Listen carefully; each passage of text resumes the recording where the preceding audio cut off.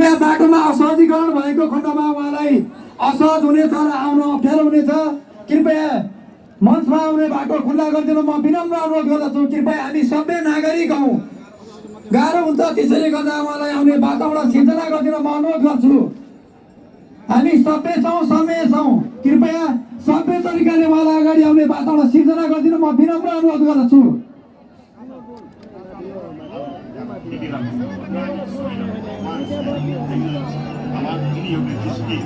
आदरणीय पार्टी सभापतिज्यूको खुट्टामा केही समय अगाडि चोट भएको कुरा पनि यहाँहरू अवगत नै हुनुहुन्छ। कृपया उहाँलाई सहजीकरण रूपले सभ्य र भव्य तरिकाले र उहाँलाई असहज नहुने तरिकाले हामीले मञ्चमा स्वागत गर्नुपर्ने हुन्छ।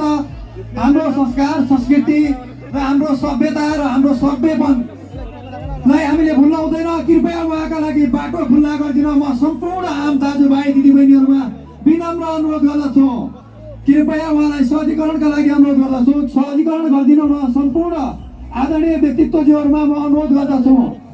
अगाडि बढ्ने वातावरण सिर्जना गरिदिन म अनुरोध गर्दछु। कृपया यहाँहरू यथास्थानमा सहजीकरण गरिदिन म विनम्र अनुरोध गर्दछु।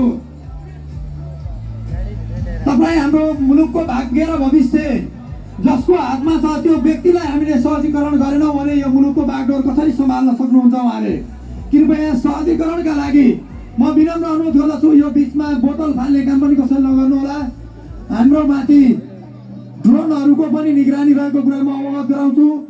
कृपया बाटोमा सहजीकरण गरिदिन म विनम्र अनुरोध गर्दछु। यहाँलाई बाटोको लागि सहजीकरण गरिदिन अनुरोध गरे। तपाईँ हाम्रो बिचमा वृद्ध आमा बुवा अशक्त दाजुभाइ दिदीबहिनीहरू थुप्रै हुनुहुन्छ। कृपया यसरी असहज गर्दाखेरि उहाँहरूप्रति पनि असहजीकरण हुन जाने भएको कारण कृपया सबैभन्दा पहिला पत्रकार मित्रज्यूहरू बाटो खुलाइदिन अनुरोध गर्दछु। सम्पूर्ण आमा बुवा दाजुभाइ दिदीबहिनीहरू कृपया सम्पूर्ण व्यक्तित्वहरूले संयम भएर बाटो खुलाइदिन अनुरोध गर्दछु। त्यो गाडीको नजिक नआइकन संयमित भएर बस्दिन अनुरोध गर्दछु। कृपया गाडीबाट बाटो खुलाइदिन अनुरोध गरे। यसरी घुइँचो नगरिदिन अनुरोध गर्दछु। घुइँचो आखिर केका लागि कृपया घुइँचो नगरिदिन अनुरोध गर्दछु।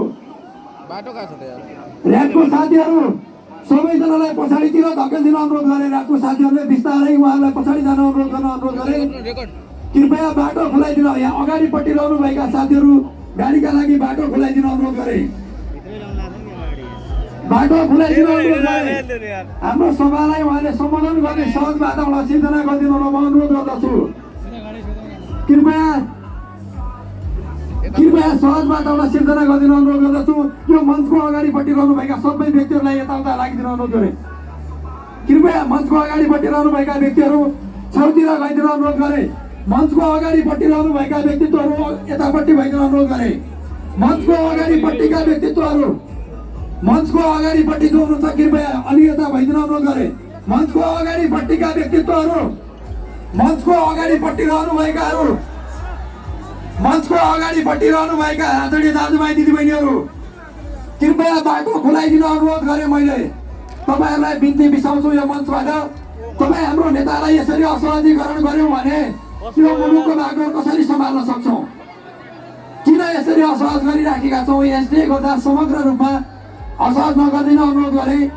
हामीले त हाम्रो नेतृत्वलाई सहजीकरण प्रदान गर्ने हो।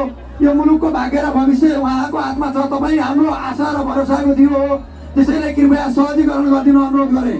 दाजुभाइ पछाडितिर आफै गइदिन अनुरोध गरे।